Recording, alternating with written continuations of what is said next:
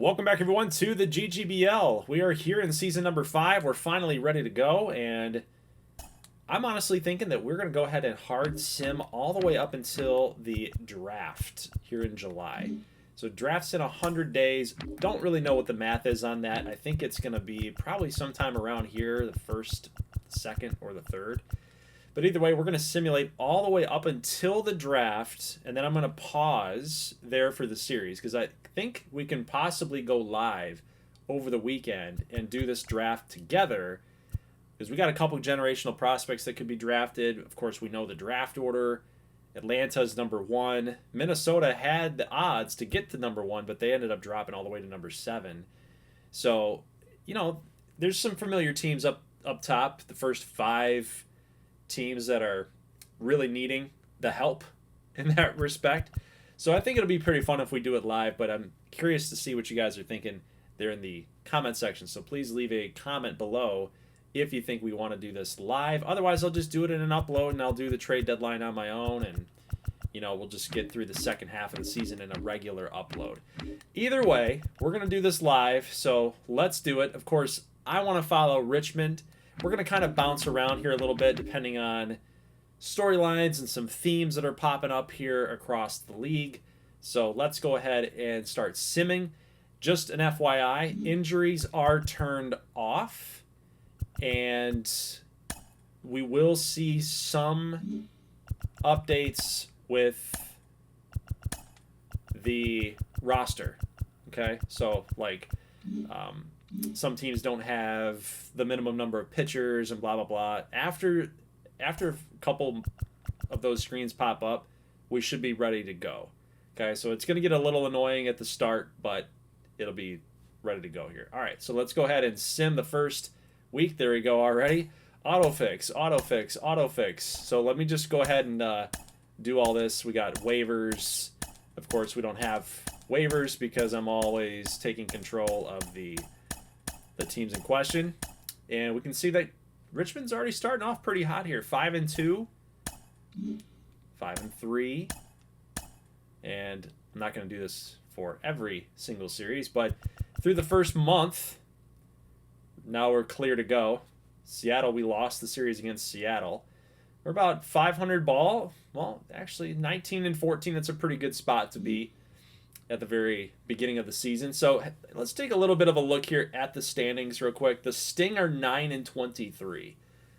Ouch. The Sun Sox 13-21. I had high hopes for them. The Moonshots 14-20. I mean, this is pretty much anybody's division at this point here in May. So it's not the end of the world that Richmond's staking odds that 4-game lead above the pack, right? Now we look at the AL West. The Nuggets, whoa, 23-10. I did not see that coming. And what is happening with the Cyclones? Oh my God. 7-25. They won the GGBL championship. They won the Gold Series last year. They're 7-25. They're the worst team in the league. What is going on with the AL West? We have to go back and take a look at both the Cyclones and the Nuggets. What is happening with these two teams where the Nuggets are so good? They lost Joe Cheltenham, their ace starting pitcher. They lost him to free agency, and somehow they're 23-10 with that pitching staff. They also lost Avery Clement, the number 2 guy. They got him over there in Washington, so we got to figure that out. 22-11 for the Columbus Cardinals. The Jacks are hanging in there at 16-17. So the Central, and this, of course, again, there's a lot of baseball left. So this could, of course, be, blown out of the water here by June. Cardinals could stake out to a huge lead on everybody else. But it looks like everyone else, those 4 teams, Breeze, Reapers, Maples, Jacks, they're just beating up on each other. That's kind of the take that I have there. So the Mallards are kind of struggling here. I would say they're struggling. 17-16 with that lineup, with that pitching staff. So something's wrong there with Michigan, but they're hanging on by a thread. But it's still anybody's division there. Hammer's probably out of it, but we'll see. 12-21 so far. The Emeralds are in first place, 19-13. The Knights, 13-20. I had higher expectations there for the Grizzlies at 16-17 through the first month. So, but the Gauchos, they're hanging in there too, 18-15. Copperheads kind of figured that, 22-11, so they're doing exactly what we thought that they would. The Heat are kind of surprising. They're at 7 games above 500. So are they going to cool off? No pun intended there, but they could. It's very possible that they could cool off. They usually do that, right? They're a pretty good team in the very beginning, and then they start to struggle, and then they fall off the face of the earth, right? So let's take a look real quick at the Nuggets, because this is really interesting to me. What is happening here with Las Vegas?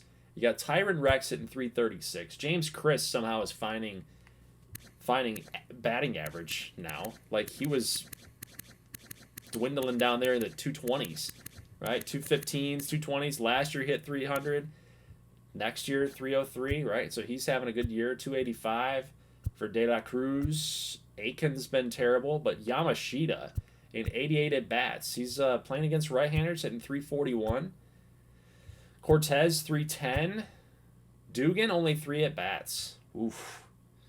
This young guy's got to get some more. Got to get some more ABs. Smudge hitting 170, so that's kind of a problem there.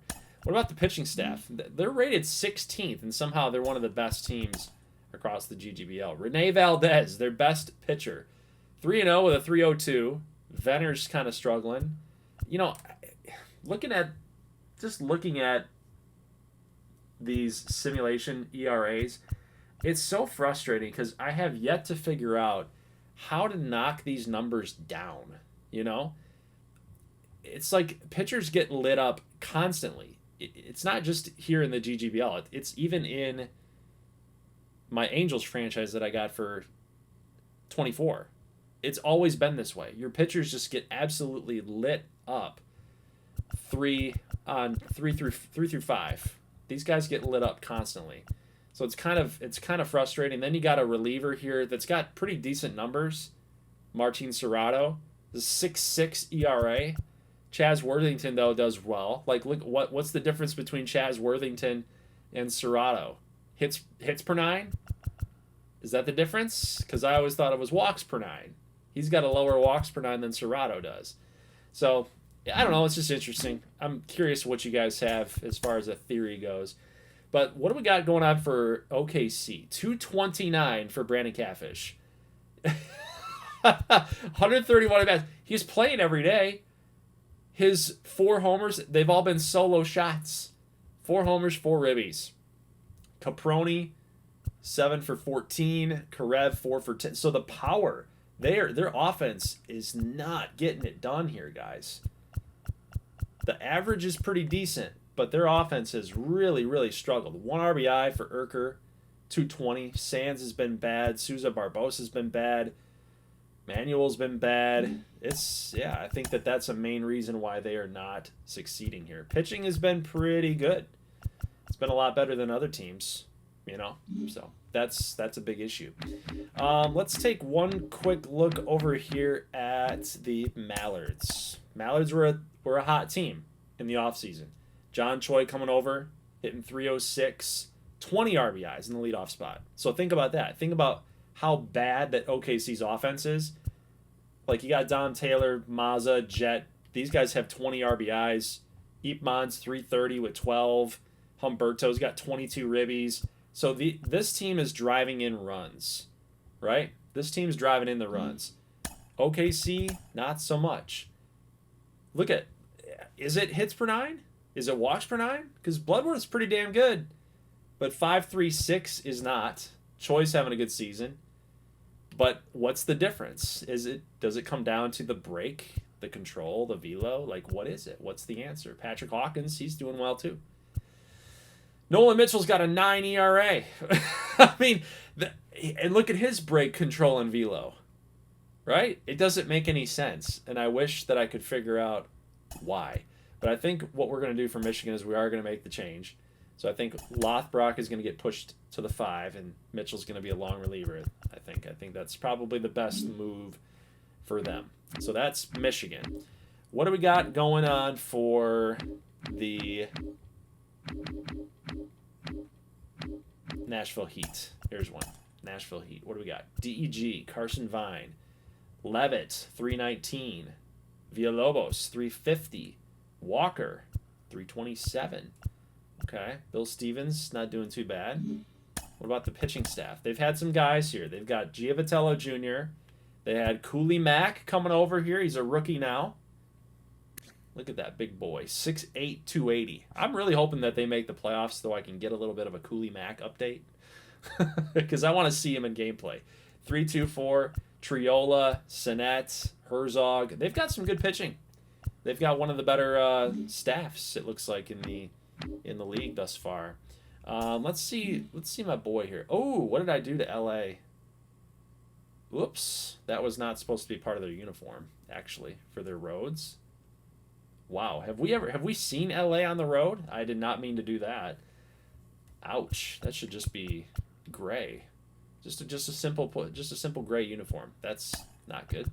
All right, neither here nor there. Hey, my boy, Marshall Langston, 345. Let's go, baby. Only a couple points of bonuses there since the start of the year. 261 for Luke Tenney. Cash up to 304. Josh Adams hitting 302. He's up to an 89 overall. Nice. Although he's actually losing some average there. 309 for Palazzo. Look at these guys. They're hitting. 311 for Dominic Coe. Taj Mahal, 321. Barreto, not doing 114. Not good. But hey, Orlando should be better than they are. I think it's the pitching. Probably. There it is. Pitching staff. Oof. 7-7-1 for your ace. Borgia, 5-8-9. Herb Bowen, Padilla. Alex Miners coming from the San Francisco Grizzlies. Bullpen's not that great either. It's frustrating, man. It's frustrating. I'm trying to figure the game out for you guys. I'm trying to figure it out for myself, right? But yeah, man, I don't really have any answers. I can't figure out why these players are so bad sometimes. The pitching, mostly the pitching. The hitters, they do fine. 320 for Mondesir. Gonzalez, 300 for Ricky. 8 homers. KJ's hitting 353. Addy, he's got to get that batting average up a little bit. Burner, 316. Andrew Doby, 230. Brady Dunn. Domingo Mejia, not bad for a rookie, 255. We will take that. He's on a little bit of a cold streak, though, but that's okay. Samuel Wilson, 1 home run, 1 ribby, 250. Ronan Henderson, though, ouch, 31 at-bats. I mean, he's only playing against left-handers, so he's had his opportunities. He's that Rule 5 pick, so he should be doing a little bit better than that.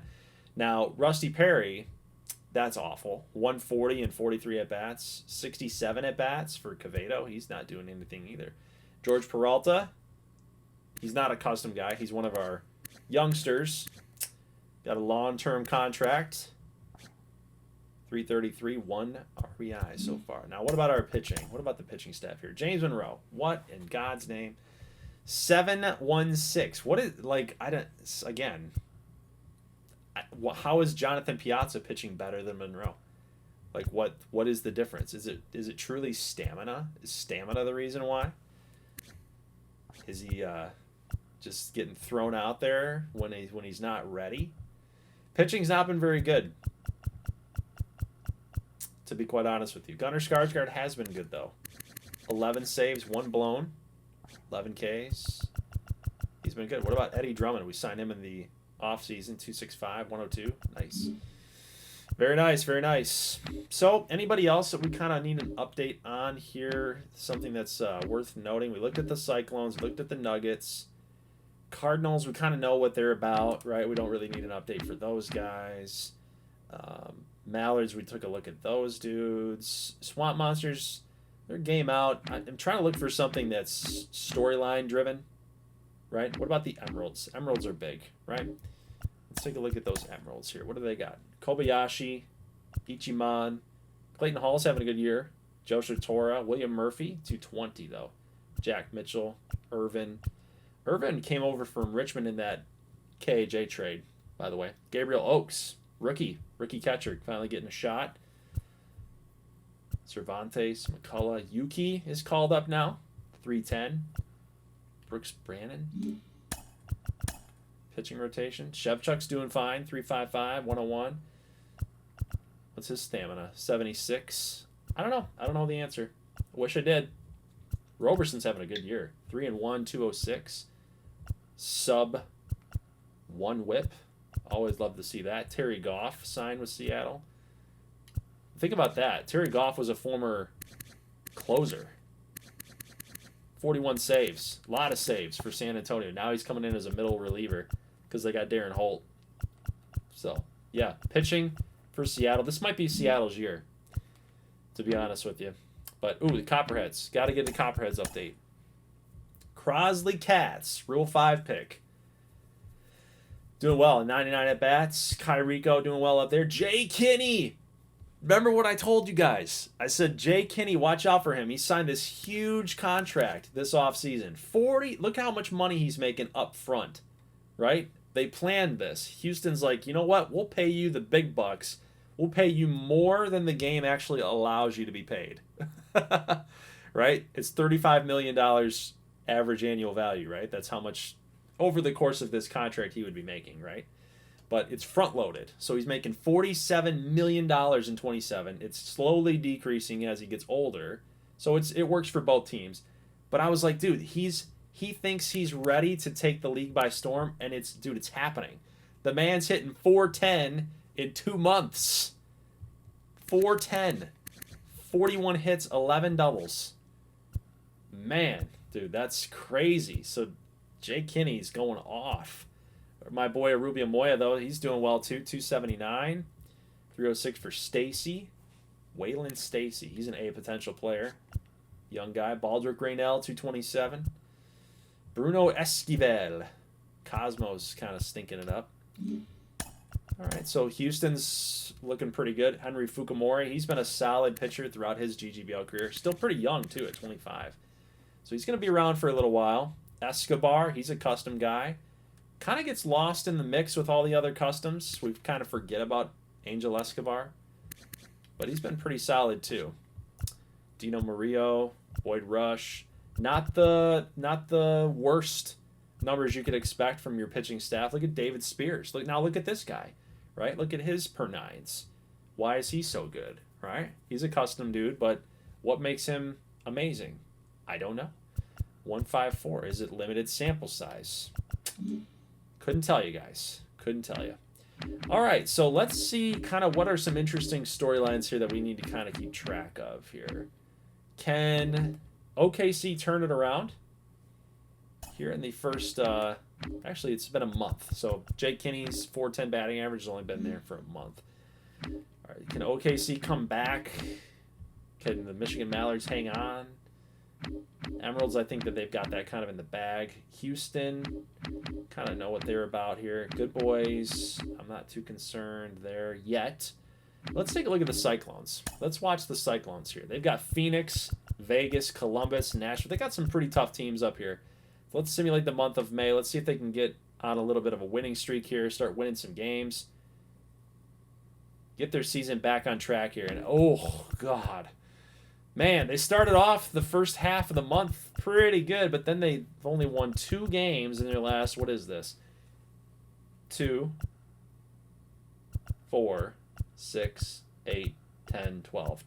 They're 2-12. 2-10 in their last, what is it? 2-8. 2-8 in their last 10. They're 18-40. Meanwhile, the Nuggets are 38-22. So they're continuing to do well. Looks like Trey Mashburn's departure from the Chicago Breeze didn't really hurt them that much. I thought the Breeze were going to suck.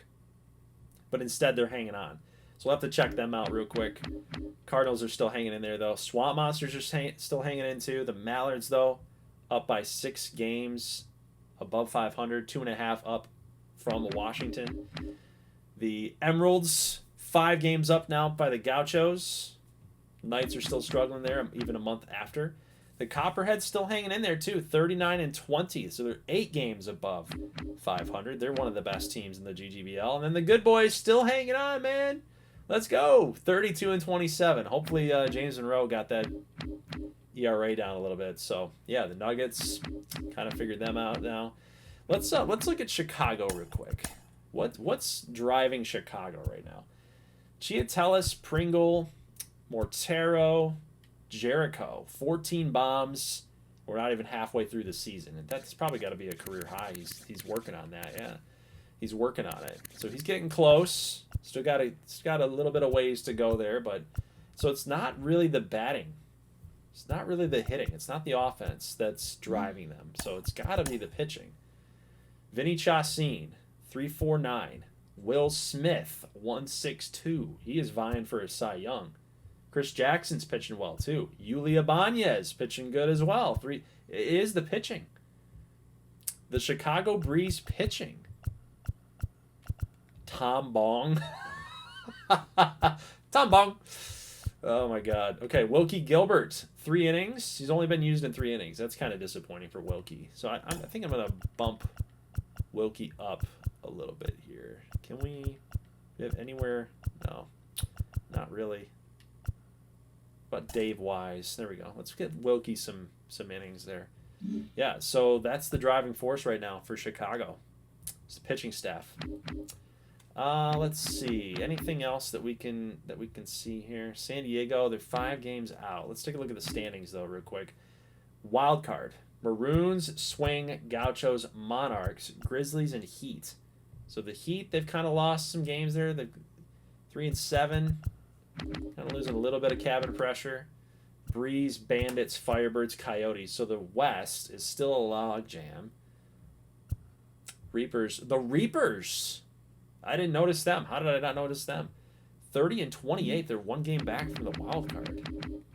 Ooh, the Reapers. What's going on? They're in Iowa. Terry Haas, Jacob Wall, Cruz, 360 for George Cruz, 17 bombs. Angel Hernandez, 287. Giuseppe Ferrari, 336. My guy. Not my guy. He's a custom player. But Giuseppe, man. Where'd that come from? Woo! 336. Justy Jeffrey as well, 357. Nice. What about Ryan Shannon? I forgot about him. I guess that's why LA got rid of him. Pitching rotation, Cora. Oh my God, dude. What is this? 889. Harvey Kidd, Strongman, 7-7 for Ricky Shepard. Like, what, dude? The pitching is. I mean, what? 8-4-3. It can't be based on the sliders. Can't be based on the sliders. I don't get it, man. I don't get it. Anybody else that we can take a look at here? Maybe not. Let's look at the awards right now. So for awards, we got 2 players from Houston for the NL MVP. Ricky's still doing well. Between the 3 of these guys, he's got the most homers, but right smack dab in the middle between the ribbies, the ribby count. So they're really valuing the RBIs. So Boyd Frank's definitely in the running for that. Mario Mazza continuing his pace, his torrid pace from a season ago. Hit 50 bombs out of nowhere. Seems like he's going to do that again. 22 home runs so far. Cruz, how can you not, right? 360, 17 homers. And then Hannibal Lobo, wow. 360 as well, 15 bombs. He's on the rise too. So watch out for Hannibal Lobo for sure. Best Pitcher Award, Jamie Manzanillo. Yeah, Manzanillo. There you go. 8-1. Darren Woods, not a good ERA, but wins and losses, they like that. 5-3 there for Joe Cheltenham. Look at his numbers. 1.90. 5-3. Man, 0.96. 9 quality starts in 12 starts. Whew. Cheltenham's killing it right now. Janelle. Charlie Rahav. Is he actually starting? He is. 7-0. Strongman is up there too. Janelle's at a 2.74. It's good stuff. Lobo for the batting title. Lobo, Cruz, and Rex. NL. Jay Kinney, Langston, and Mitchell Quick. My boy Marshall Langston. He's only been in the league for 1 season. Got a couple upgrades. That's why channel points are so effective, guys. If you have channel points and you have players here, use them. Use them on your guys. That's how you can get these dudes to get a little bit better. Hopefully Langston does that. Shane Gallo, Gunnar Skarsgård for reliever of the year. Brian David still has not given up a run. That's pretty impressive. I remember making fun of this guy. I was like, who's Brian David? He's acting like he's somebody. He looks like he's somebody. And then we got rookie of the year here, Crosley Katz, Rule 5 guy, Rich Hamby, another Rule 5 guy. Angel Hernandez is up there too. He's a custom dude. I'm rooting for my customs here, right? Angel and Crosley. So I want you guys to win some hardware here. So that's the awards look. We'll look at league leaders here in a little bit. Maybe once we get closer to July, towards the next part of the season. So the next half of the season. But let's take a quick gander over here. Maybe we've already taken a look at the West. We've taken a look at the Breeze, haven't we? Let's follow the Reapers. I want to follow the Reapers here. What do they got? They got OKC, San Fran. It's a 500 team. Colorado, New Orleans. New Orleans has got a winning record. Maybe we better look at New Orleans. I don't think they've ever had a winning record this far deep into the season. They're 30th ranked, and they're currently in the wild card. Woof, what is going on there? Scruggs, Staub, Mira, 313, Kiesler, Russell France, Coop Waller. Remember when Coop Waller was a part of that trade with Seattle? Everybody was like, who the heck is Coop Waller? This is my boy here. He's not a custom guy, but he's my CPU dude that I've kind of fallen in love with here, David Valentine. He wasn't really getting a shot with New Orleans. He got called up, and he's just been a productive first baseman. So I like to see that he's doing some things. So the offense is okay, but maybe it's the pitching. Robbie Myers up to look at that staff. Oh, Lorenzo, that's my boy. Lorenzo, man, what is going on? 6'7", brother. You were one of the better pitchers in the league last year, man. 315. What's going on, dude? Everybody else is having a good year, but you. Blaze Ers, Clark Griffin. Clark Griffin was one of our draft picks a long time ago. Yeah, the pitching's not too great either. Ken Davidson's a closer. He's got 8 blown saves. I think it's probably time to find somebody else. I think it's just time. So maybe it's Justin Jennings. I don't know. It's got to be something's got to give here. 92-83. About Mackenzie Dell. Could he close? But Omar Gomez. Maybe it's Gomez. Yeah. Do that. There you go. Okay. Well, let's take a look at those New Orleans swing. Let's see what they got. They got Houston. They got Boston. It's a pretty tough schedule. Got some teams above 500. So let's just see how they do. Let's follow them along here. They lost a series against Boston. They got swept. Got swept against St. Louis. No, I would not like to stop simming. They lose this. So they're losing some series. So they were a couple games above 500. Now they've gotten off to a bad June. Now getting down to under 500 here at 43-44. So now in last place. So maybe I was the bad luck charm for New Orleans. They can't win. The Heat are starting to lose ground. The Monarchs have gotten better. They're 9-1 in their last 10. The Maroons still above 500. The Central, man, is a tough division. Very, very tough division. But the Copperheads have hung on to this thing since the beginning of the year. Right, 56-32. I think Jay Kinney's just probably still killing it. The Sun Sox. Oh my God. We were just talking about it in the Discord. We were like, I think the Sun Sox, they might have something going here, man. They're dangerous. The good boys have lost their touch. They're 42-46. It's the pitching. Our pitching has let us down. The offense still doing stuff. The offense is still hitting well.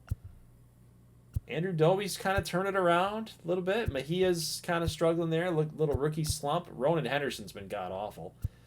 144, 153 for Cavedo. So I'm not sure what's going on here for Richmond. Let's just see. How many, okay, so our offense.